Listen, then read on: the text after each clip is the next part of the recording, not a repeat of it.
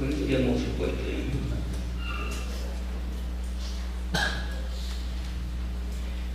Otro problema que también se vio en el plenario: esta desnaturalización de contrato como pretensión implícita en una demanda de reposición, proceso abreviado, puedo hacerlo también valer en demanda en caso de tercerización o intermediación laboral.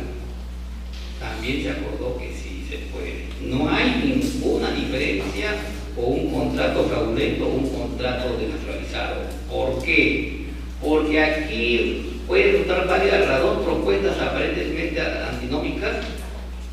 Aquí puede haber dos puede haber codemandados, empresa tiradora y la empresa principal, pero también es factible, susceptible de ser llevado en un proceso abreviado, ¿no?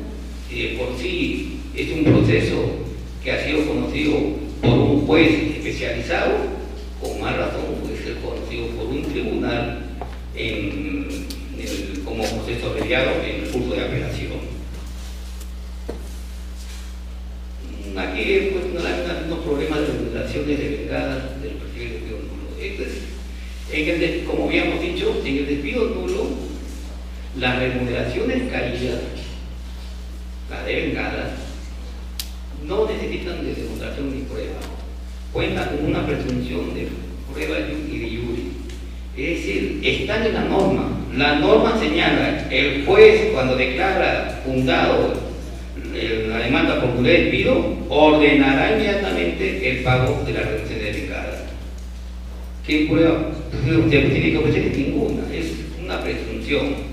En cambio, en los otros despidos, por ejemplo, cuando mi pretensión es indemnización económica por daño emergente y lucro cesante, aquí yo sí tengo la obligación de probar. No puedo decir, asimilemos la figura de la nulidad de despido y páguenme mis remuneraciones devengadas. No. Aquí si yo demando indemnización económica por daño emergente y lucro cesante, tengo que probar el daño y el perjuicio. Es decir, no hay presunción de daño ni perjuicio y no tolera la condena. Y esto se tolera porque exige contraprueba. El pago de las remuneraciones caídas solo puede ordenarse con un mandato legal expreso, ¿no? Es claro, aquí hay que diferenciar porque había una confusión y la Corte Suprema ya lo ha delindado. La remuneración como contratación efectiva del servicio solo se paga por trabajo realizado. No hay remuneraciones caídas por tiempo no trabajado a los mandatos legales expresos. Esto la Corte Suprema lo ha establecido así porque ya está diferenciando que en los despidos incausados, en los despidos fraudulentos, no prospera asimilar la figura de la nulidad de despido. Tiene que demandarse como indemnización por daños y perjuicios. Esto ha sido un acuerdo que ha dado giro a decisiones anteriores de la Corte Suprema que sí admitían asimilar los pagos de remuneraciones caídas por despido incausado y por despido fraudulento. Ahora ya no es así, solamente las remuneraciones devengadas son las que tipo por mandato expreso, que el único caso es la nulidad de despido. Y fíjense, estas remuneraciones devengadas sí están afectos a las retenciones de la contribución de ley. Es decir, si me pagan, el empleador tiene el derecho, todo el derecho de afectar a la retención y contribución de ley. Pero si yo obtengo una demanda favorable por una indemnización por daños y perjuicio, como sucedáneo de mis remuneraciones caídas, ese monto económico, ese monto sí está en aspectos de aportes jurisdiccionales y de impuestos a la renta. Es una diferencia importante que tomen en cuenta, porque después hay demandas en las cuales no han estado en este congreso y hacen las cosas que no salen correctamente, ¿no? Ahora es así, ¿ya? Si yo demando y tengo cualquier perjuicio como sucedáneo de mis remuneraciones, deja de percibir, eso sí está en aspectos a aporte provisional y impuesto a la renta. Si yo demando por mi despido mi remuneración devengada, el empleador está su derecho de afectadas por retenciones y construcciones de ley, ¿no? En los procesos de despidos incausados, como les señalaba, en los despidos fraudulentos no cabe solicitar pago de retención de becada porque no se puede pagar por regulaciones por periodo laboral. En este cambio de criterio que ha hecho la Corte Suprema, no ha hecho sino coincidir con los criterios antiguos del Tribunal Constitucional, que siempre señalaba que no hay pago de retenciones caídas en la vía de amparo y que se solicite en la vía especial. Y señalaba en sus consideradas motivaciones que no se puede ordenar pago por tiempo, por labores no prestadas. Siempre ha sido ese criterio del Tribunal Constitucional. Conclusiones. El pago de regulación de becada puede constituir una pretensión accesoria implícita en el caso de despido nulo. Estamos en lo correcto. Hay una pretensión implícita en una demanda por un despido en el proceso abreviado. ¿Cuál es? La pretensión accesoria implícita es el pago de remuneraciones.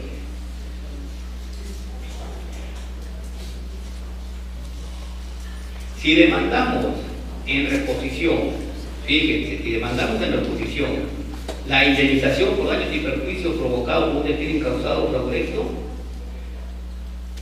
debe tenerse en cuenta que esa indemnización ya es de por sí una pretensión principal. Y ya hemos dicho, en proceso abreviado no prospera demanda de reposición como pretensión única cuando va conexa con una pretensión principal. Aquí, ¿qué es lo que tiene que hacer el trabajador? Bueno, el abogado en su caso tendría que separar y presentar de forma independiente dichas pretensiones. Otra cosa, la regla en el proceso civil señala que se puede variar la pretensión hasta que el demandado sea notificado. Si es notificado, en el proceso civil ya no puedo variar mi pretensión. Pero el proceso laboral, con la nueva ley procesal del trabajo, esto tiene sus propios caminos. La variación de la pretensión puede darse incluso después que el demandado sea notificado, que el empleador sea notificado, ya que la ampliación o la variación de esta pretensión se puede realizar al momento en que se desarrolla la audiencia de juzgamiento. ¿Qué es lo que debe hacer el juez para garantizar el debido proceso a ambas partes?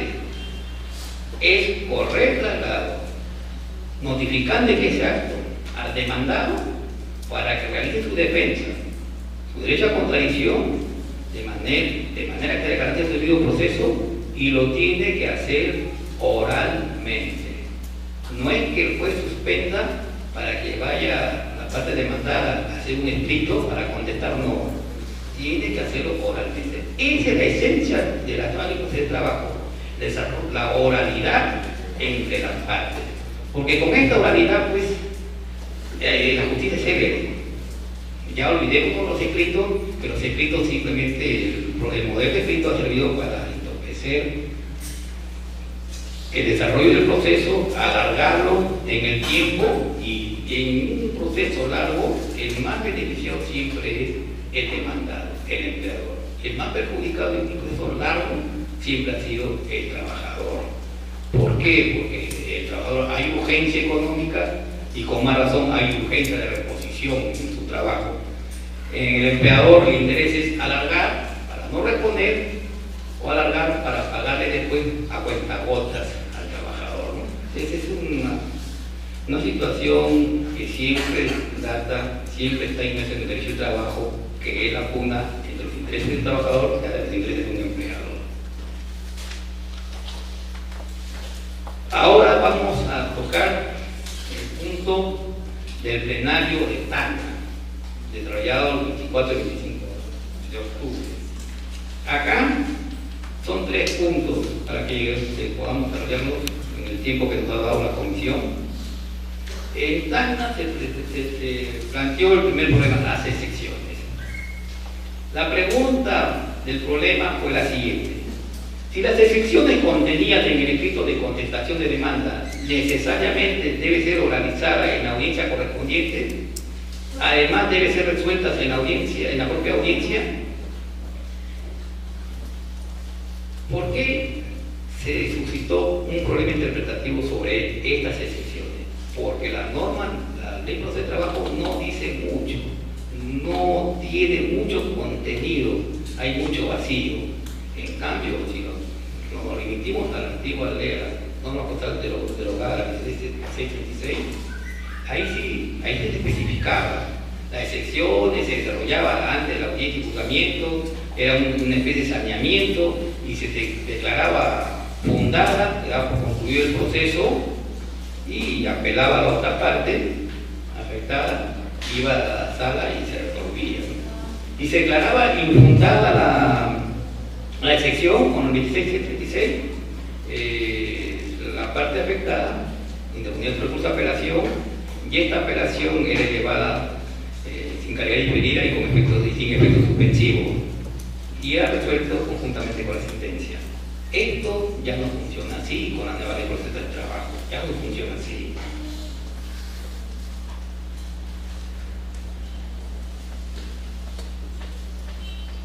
¿Qué pasó?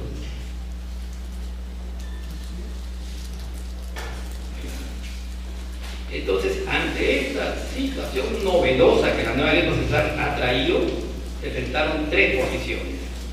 La primera posición era la siguiente: las excepciones contenidas en el escrito, las excepciones contenidas en el escrito de la Constitución necesariamente deben ser organizadas en la audiencia correspondiente. La primera posición se sustentaba que sí, que el artículo primero de la nueva ley de trabajo, conforme ha sido diseñado, hay prevalencia al principio de oralidad y proceso laboral, por lo que la parte demandada al concurrir a la audiencia debía oralizar las excepciones correspondientes absorbiendo el traslado de las excepciones propuestas en el momento, siendo resueltas en la misma audiencia. La segunda posición era que no era obligatorio que las excepciones sean oralizadas. Esta posición se sustentaba en que el modelo procesal laboral es un modelo de carácter mixto, es decir, sigue siendo escrito, pero a su vez hay prevalencia de la oralidad. ¿Por qué el proceso laboral sigue siendo escrito? Porque la demanda y la contestación de la demanda es por escrito. Entonces hay una mixtura de escrito y oral, ¿no? Entonces esta posición decía que no podría ser oralizado, sí o no, siendo resuelto conjuntamente con la sentencia, sustentándose en que la ley no establece plazo alguno para resolver las excepciones. Efectivamente, fíjense, la nueva ley de trabajo no contiene un plazo que nos indique al juez para resolver las excepciones de 3 días, 2 días, no hay. Simplemente o la resuelve en la audiencia o la resuelve en la sentencia.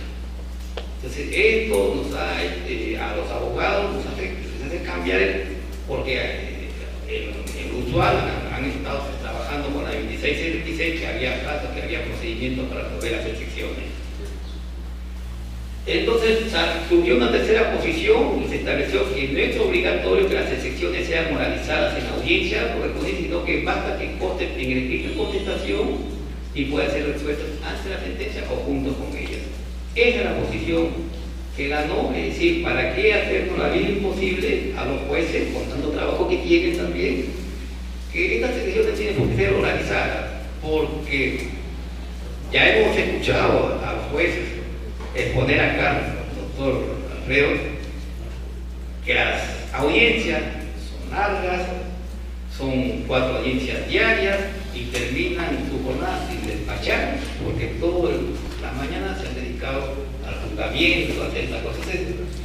Por celeridad se estableció como posición en el cual los jueces pueden ampararse en esto, que no es obligatorio que las excepciones sean oralizadas en la audiencia correspondiente, sino que basta que estén escrito una contestación y además puede ser resuelta ante la sentencia o junto con ella. Ante la sentencia es obvio, puedo resolver una excepción perentoria, pues ¿por qué voy a desarrollar audiencia todo cuando es claro, es visto del examen del expediente que se trata de una caducidad, la resuelvo antes de una sentencia y el afectado me tendrá que apelar y aseverar en segunda instancia. Esta es la posición por la cual tuvo mayor votación. Se estableció que la sentencia se resuelve en todas las articulaciones y medio de defensa propuestas por las partes, y además basándonos en que la nueva ley no ha previsto ni siquiera supuestos de nulidad en tanto exige que se oralice o no. O sea, si no las oralizo, no hay nulidad. Si las oralizo, no hay ningún problema procesal. Entonces, esta posición es la que quedó como que no es obligatorio que las excepciones sean oralizadas en la audiencia correspondiente, sino que basta que consten en el escrito de contestación y además pueden ser resueltas ante la sentencia o junto con ella, depende de la naturaleza de excepción que se haya planteado. La conclusión en la que he expuesto, se acordó que vamos a aceptar la tercera posición por lo que he señalado ahí. Otro acuerdo muy debatido fue el llamado a la calificación jurídica de los hechos expuestos en la demanda de la oposición. Muy controvertido, por cierto, este acuerdo.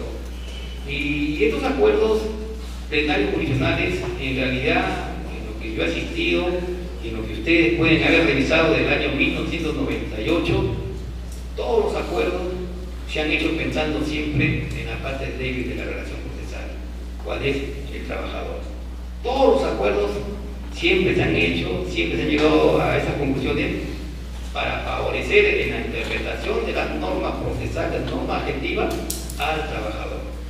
Porque al fin y al cabo el derecho del trabajo es un derecho subjetivo de naturaleza alimentaria que debe estar siempre al servicio de esta parte de... No digamos que el derecho laboral es un derecho parcializado, nada de estas cosas, sino que el derecho laboral se ha incluido en principios protectores intuitivos de la parte débil de esta relación procesal, porque de por sí la relación procesal es una relación, es un proceso entre desiguales. El trabajador frente al empleador, el empleador tiene todas las ventajas procesales. Es la diferencia que marca la Constitución Civil. ¿Cuál fue la formulación del problema? En las demandas por reposición, ¿puede el juez calificar jurídicamente los hechos expuestos en la demanda eligiendo entre diferentes supuestos de despido inconstitucional, incausado, fraudulento, nulo? Es decir, demando un despido nulo, pero en el fondo es incausado. ¿Puede el juez calificar, a pesar que en la pretensión del trabajador está como despido nulo, pero en los hechos es un despido incausado? Se creó un gran debate, porque muchas veces que no se puede. El juez es ajeno a la pretensión. La pretensión es un acto de voluntad propio del demandante, por tanto a él le corresponde hacer bien esa demanda, y si la ha hecho mal, bueno, el juez por principio de congruencia no puede meterse y incluirse en ese problema. Ese es el tema, ese es el punto.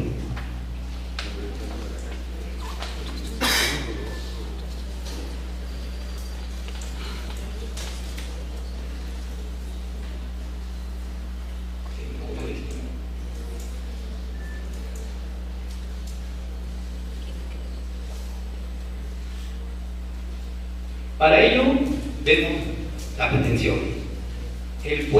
La pretensión está en el artículo 16 de la Ley de Trabajo y se establece pues que el demandante presenta por escrito y debe contener los requisitos y hechos establecidos con las siguientes precisiones: indicación del monto total, el monto que te va a entregar, no debe incluir pliegos de interrogatorio, puede incluir modos expresos con pretensión o límites honorarios, y indicar su pretensión, ¿no?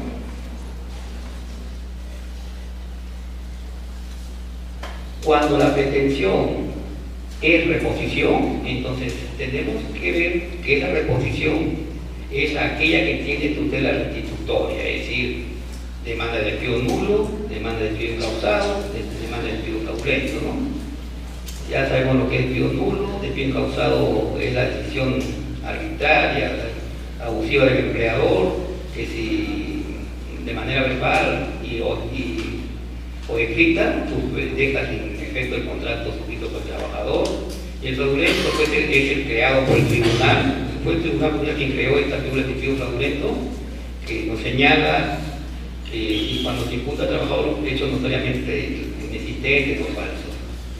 Yo puedo demandar cualquiera de esa modalidad, y si lo hago mal o no es lo que los hechos emergen, el juez puede calificar jurídicamente que no es despido nulo si no es despido causado, que no es despido causado si no es despido fraudulento.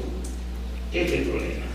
Pero para eso hay que tener como marco referencial el principio de congruencia, es decir, debe existir identidad entre lo resuelto en la sentencia y las expresiones y la pretensión. La pretensión de la parte es la que hace el contorno de la decisión del juez.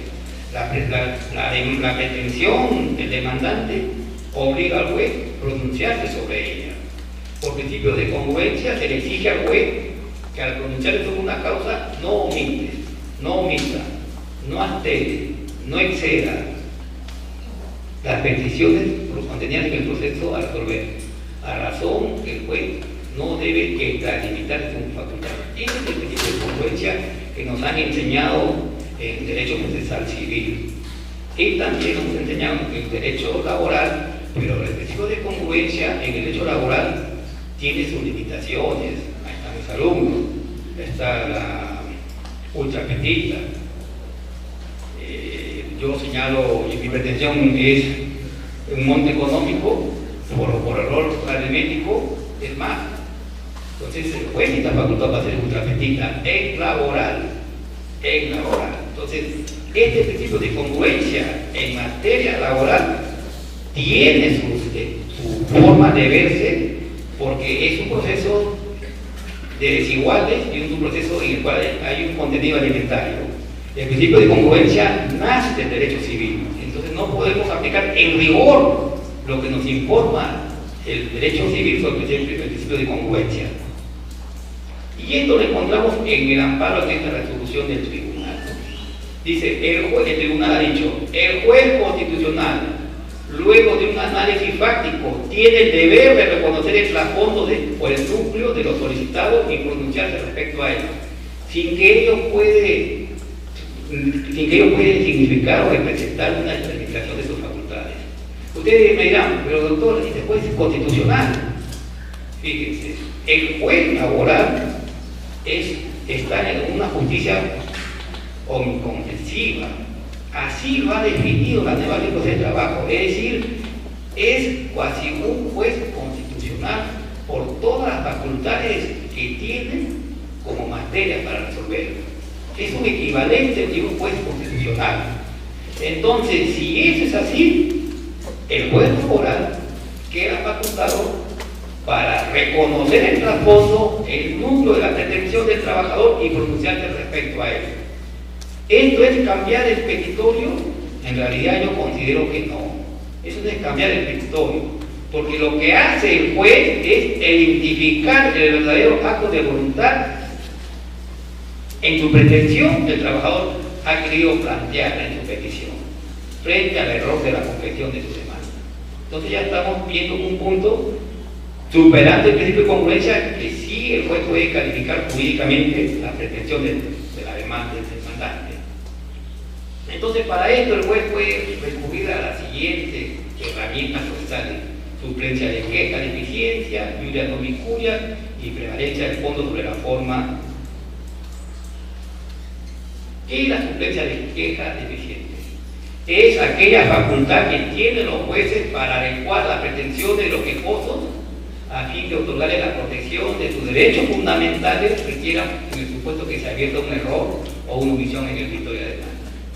Aquí el juez laboral puede rectificar y corregir el error del juez jurídicamente su pretensión. ¿Por qué? ¿Cuándo puede suceder esto? Porque puede haber habido un deficiente control temprano en la calificación del acto postulatorio. ¿Cuándo? Puede haber habido un error en la apreciación de la teoría del caso del abogado del demandante. Entonces, el juez, cuando utilice este tipo de herramienta procesal, tiene que sustentar esta suplencia de queja al sentenciar. Tiene que hacerlo. Esta suplencia de queja puede ser también aplicada en segunda instancia. No, no puede. ¿Por qué? Porque no se ha fijado, porque si no se ha fijado en el contradictorio en primera instancia, entonces menos lo puede ser en segunda instancia. No se puede. Ese sería una grosera vulneración del principio de defensa. El libre no vincula. Aplicar el derecho que corresponde al proceso, aunque no ha sido invocado por las partes. Eso es lo que dice el artículo 7 del título original del Código Civil. Entonces, ya hemos visto que sí se puede, al amparo de la resolución del Tribunal Constitucional, cuando la demanda es genérica o errada, entonces aquí el juez sí puede modificarlo. Posibles respuestas en la pregunta planteada, que se desarrolló en el escenario laboral que se está comentando, ¿no? Se admitió que efectivamente el juez sí puede calificar jurídicamente los hechos expuestos a la demanda sobre reposición dirigiendo entre los diferentes supuestos de despidos constitucionales, en virtud de estos principios como son cumplència y queja de eficiencia, libre no vicuria y preferencia del fondo sobre la forma. El otro sector, en minoría, no se quedó, dice que no se puede hacer esto por cuanto la pretensión de la reposición viene asociada a la calificación jurídica efectuada por el propio demandante, y siendo esto así, el juez no puede afectar el principio de congruencia procesal.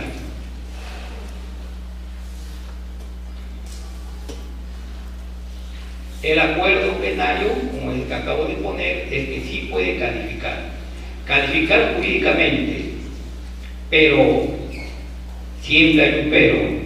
Aquí el juez, cuando aplique estos principios, debe de someterlo al contradictorio, debe de correr traslado a la parte contraria como garantía del debido proceso y el principio procesal de la defensa, ¿no?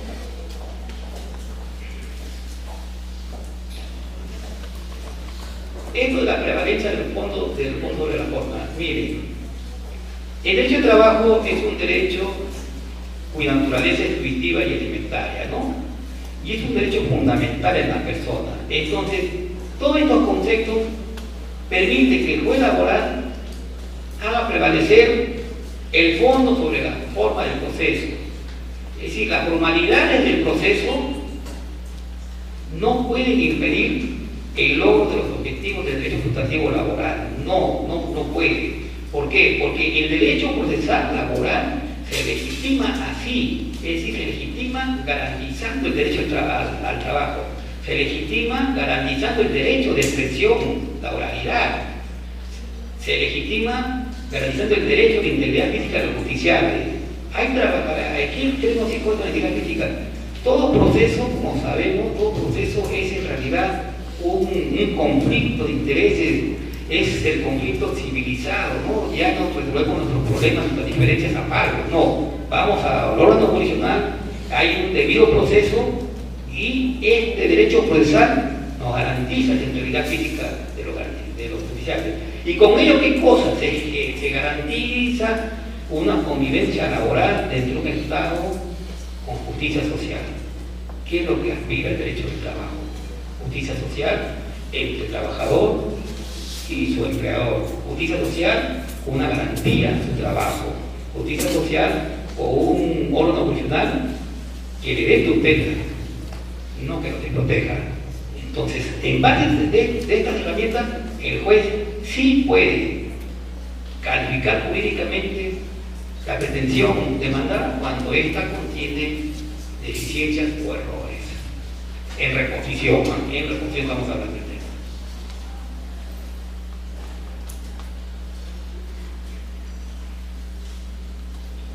La rebeldía como causa inmediata del juzgamiento anticipado, ¿no? Otro tema sencillo, pero también tenía muchos problemas de interpretaciones a nivel nacional.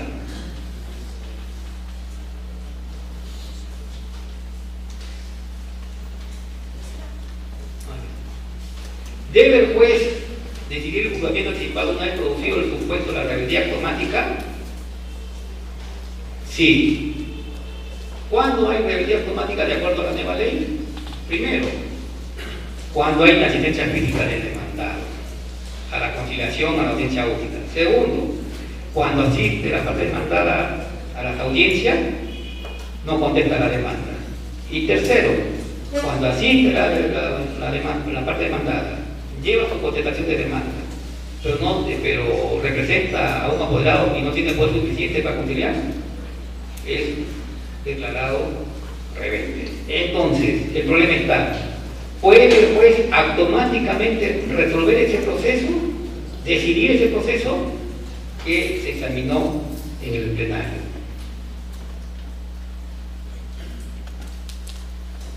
Se examinó lo siguiente: el juez, cuando se encuentra en esta situación procesal, puede decidir por el juzgamiento anticipado una vez producido el supuesto de rebeldía automática, lo que hemos visto. Salvo, fíjense, el acuerdo es lo siguiente: salvo que en forma expresa y motivada manifieste en la audiencia que los hechos expuestos en la demanda no le produce convicción, es decir, pese a que hay rebeldía, pese a que no está el demandado, el juez, en el examen que hace la demanda, considera que los hechos expuestos en la misma no le producen convicción. Entonces, no da por concluir el proceso y lo proseguirá con el desarrollo de la audiencia. ¿Y eso por qué se hace? Por el principio de veracidad del proceso laboral. El proceso laboral es un proceso verdad, es un proceso en el cual está incluido el principio de veracidad. ¿Qué es el principio de veracidad? No es sino el principio de la primacía de realidad que hay en el derecho sustantivo laboral, ¿no? La primacía de la realidad, el derecho sustantivo laboral no dice que priman los hechos sobre lo que dice el documento escrito. Ese principio de primacía de la realidad llevado al proceso laboral cambia de nombre y se llama principio de veracidad. Es decir, el juez está obligado a buscar la verdad de los hechos. Si yo veo una demanda que no me satisface, que no me causa convicción, no tengo por qué aplicar la norma, como lo dice el Código de la nueva ley de proceso de trabajo, declarar la rebeldía automática y sentenciar por una presunción. No, debo proceder con el desarrollo de la audiencia y con las pruebas que me ha ofrecido el demandante. Eso es todo, espero que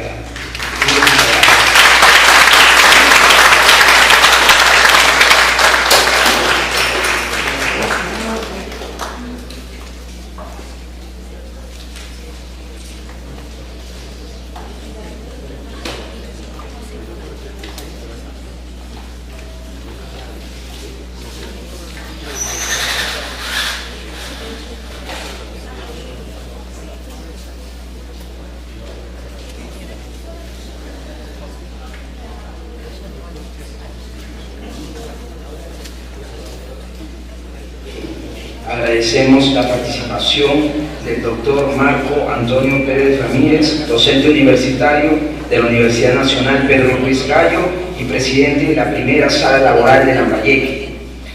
Invitamos adelante al doctor para que un miembro del Instituto Justitia Legis haga entrega de un pequeño presente en honor a su excelentísima participación. Por favor, adelante.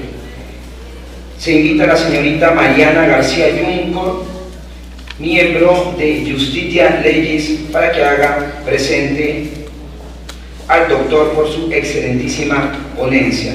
Fuertes los aplausos, por favor.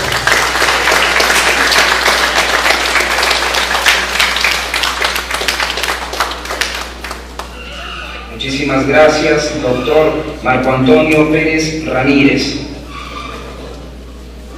A continuación tenemos un número artístico que vamos a presentar para todo el auditorio presente. Aquí vamos a deleitarlos una vez más con una marinera norteña para todas las delegaciones que nos acompañan de todo el Perú y también para el deleite de quienes somos nacidos en Lambayeque. Fuertes los aplausos, por favor.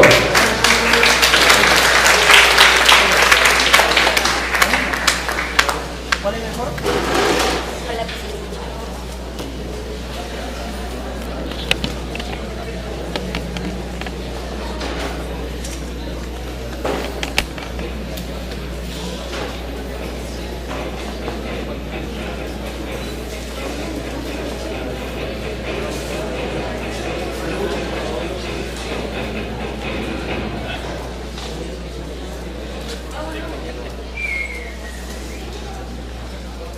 bueno se hace esperar, por favor.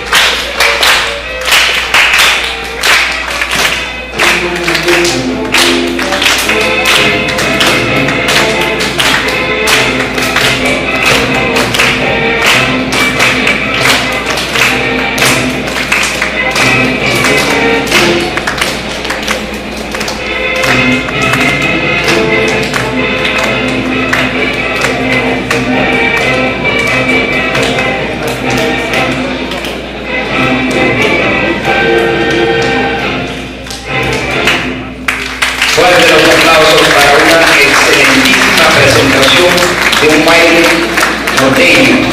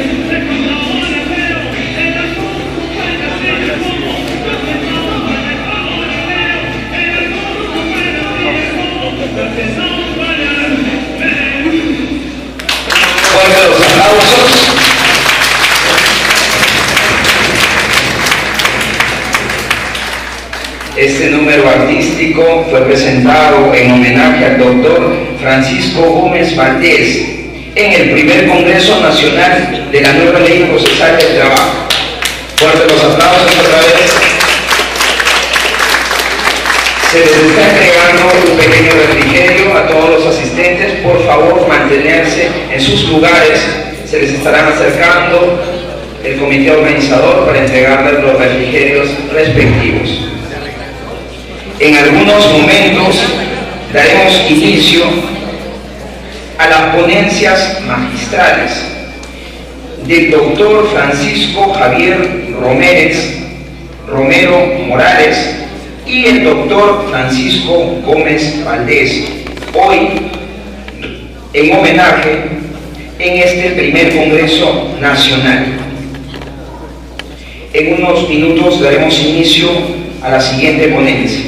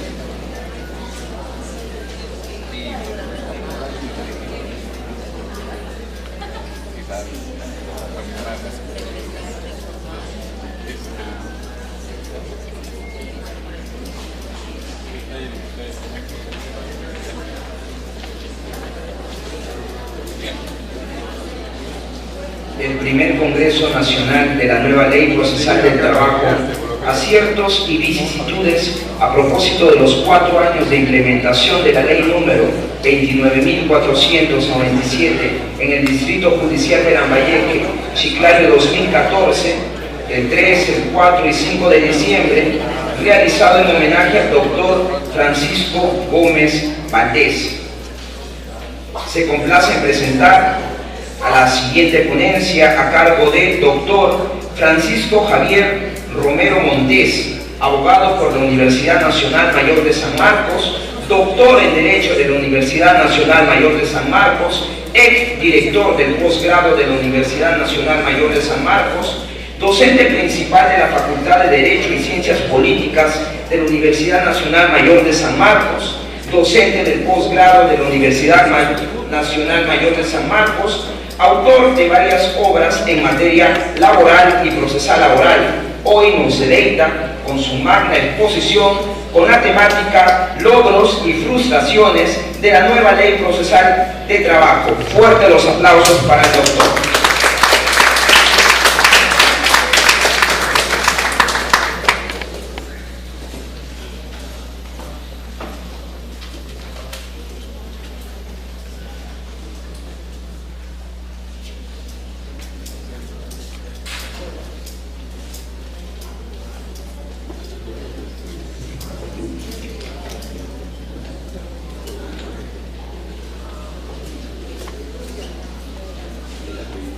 Muy buenas tardes. En primer lugar, mi profundo agradecimiento a los organizadores de este Congreso sobre el Derecho Procesal del Trabajo, especialmente al doctor David Canonge por la invitación y al decano del Colegio de Abogados que nos permite nuevamente estar en su seno. Vamos nosotros, después de haber escuchado a dos magistrados, donde nos han expuesto en realidad lo que significa ser magistrado, lo que significa embarcarse en esta tarea y el contraste con los resultados. Porque ha colapsado el derecho procesal. ¿Por qué es importante hablar del derecho procesal del trabajo? Y estamos hablando en realidad del derecho procesal en general. Hay un principio que nunca se ha cumplido, por eso diríamos, el derecho, la administración de justicia laboral está colapsada en este momento, y siempre lo ha estado. El problema es que no hemos podido salir de esa situación de colapso y de crisis.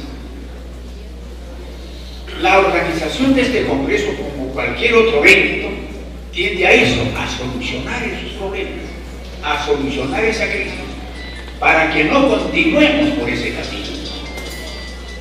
¿Qué es lo que ha pasado?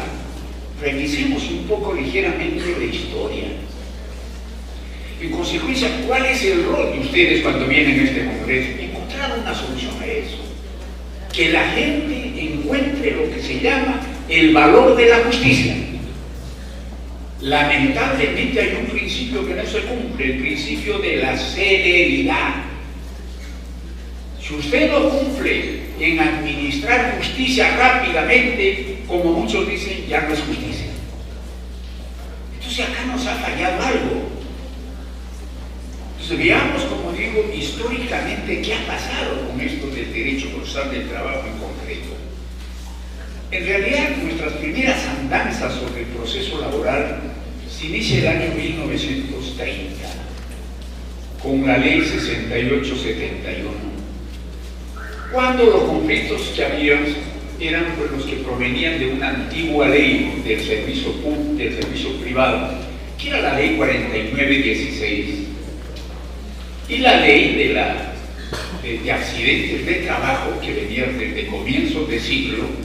Y entonces se crea por primera vez, como se dice, las autoridades que administren justicia.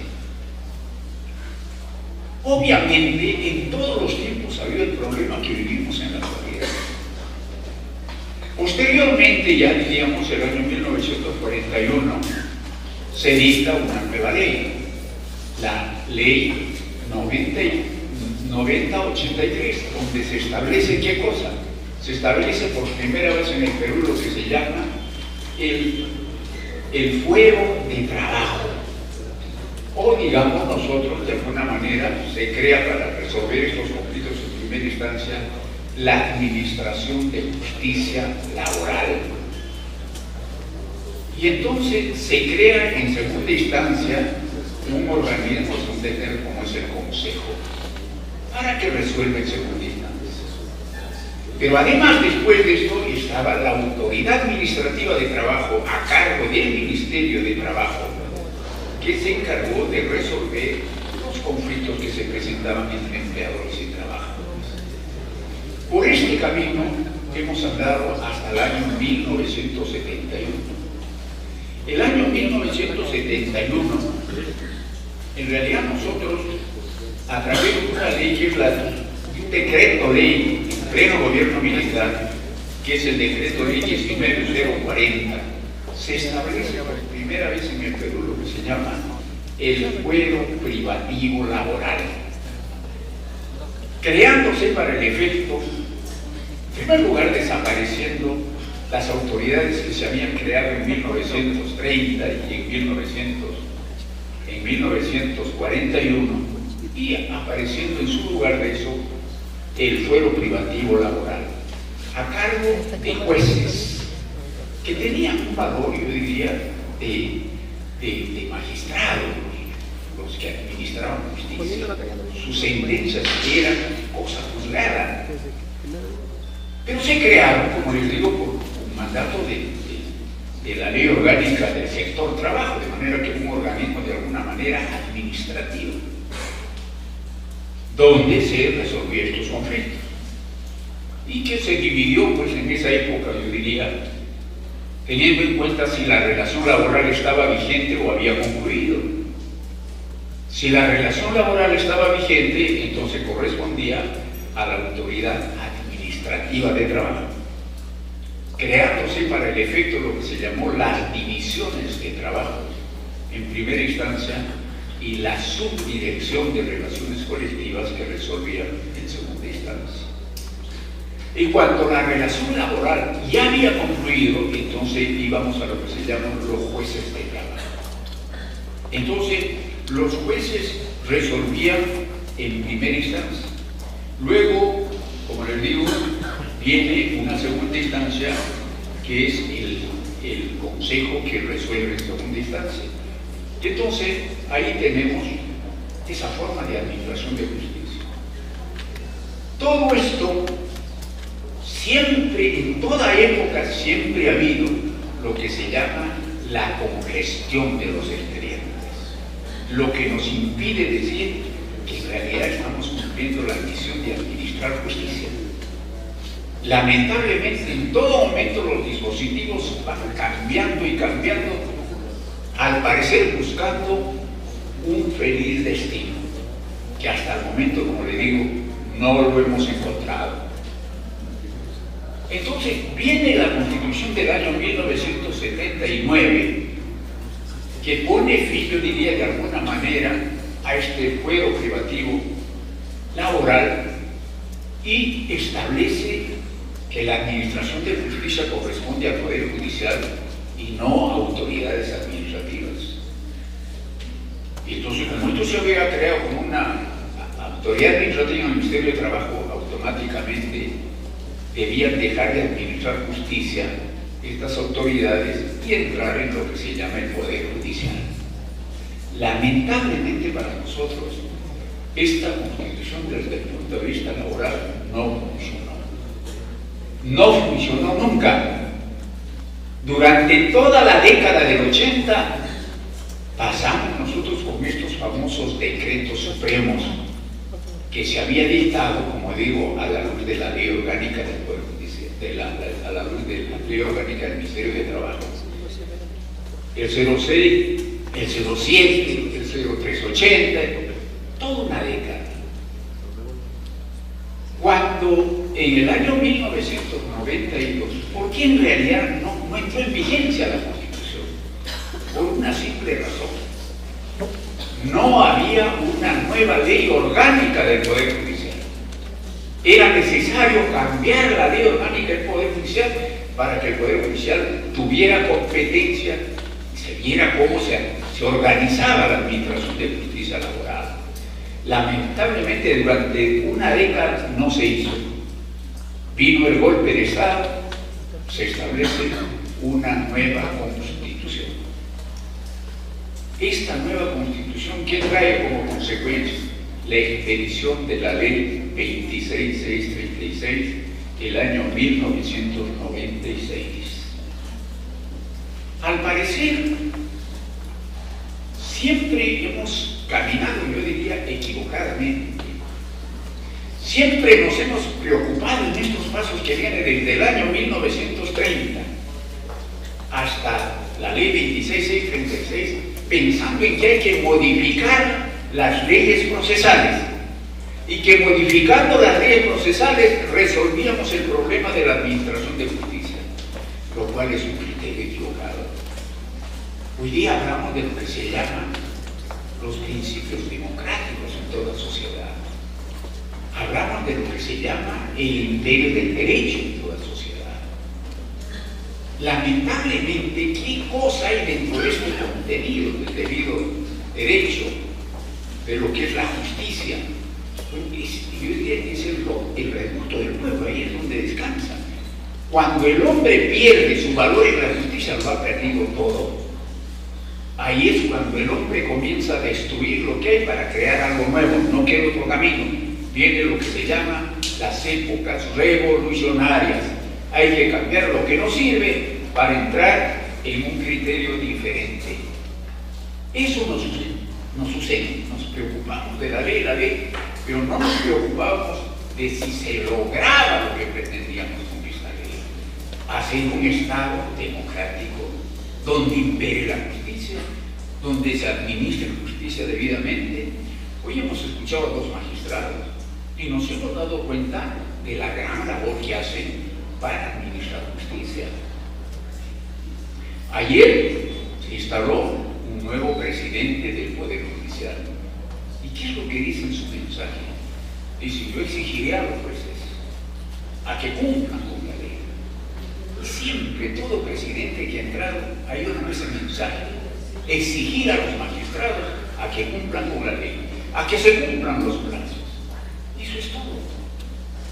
En vías de eso, ¿qué cosa se hace con los jueces? Se les exige. Se les exige, se les pone tareas, se les pone tasas de sentencias. Ese es un rendimiento, de esa manera se mide el rendimiento de un magistrado en nuestro país. Por otra parte, bueno, ya no hay ni siquiera una etapa de relajo para que el estudiante se capacite. Yo desde la Universidad de San Marcos puedo decirle que alguna vez tuvimos un convenio con el Poder Judicial. ¿Para qué? Para que los magistrados que no tuvieran la maestría o no tuvieran el doctorado acudieran a la universidad a formarse en maestría y en el doctorado. Pero claro, había requisitos mínimos. Una posibilidad era que lo hicieran en la noche, que no era lo más aconsejable, según decían los propios magistrados. Entonces sí veo que fuera en la mañana, a primera hora, a partir de las 7 de la mañana hasta las 9 de la mañana, y a esa hora debían ir a trabajar. Pero cuando viene la crisis y los colapsos en materia procesal, se prohíbe eso. ¿Qué se les dice a los jueces? No se preocupen. Ustedes no necesitan tener el grado de magistrado, no necesitan tener el grado de magistrado, no necesitan tener el grado de doctor.